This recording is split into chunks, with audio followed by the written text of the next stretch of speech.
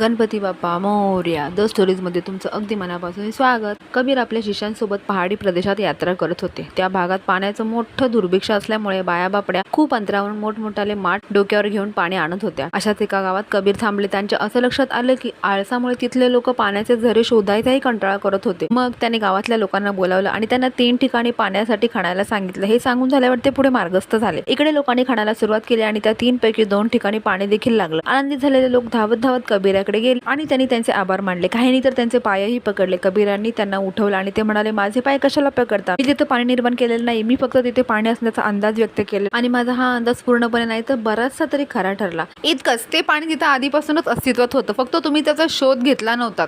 या पाण्याप्रमाणेच अनेक सुप्त शक्ती आपल्यामध्ये दडलेल्या असतात. त्यांचाही शोध नेहमी घेत राहा. हा शोध कधीही थांबवू नका. मात्र हे सांगण्यासाठी कुणी दुसरा कबीर भेटेल याची कधीही वाट पाहू नका. अशाच नवनवीन स्टोरीसाठी द स्टोरी चॅनलला फॉलो करा. थँक्यू.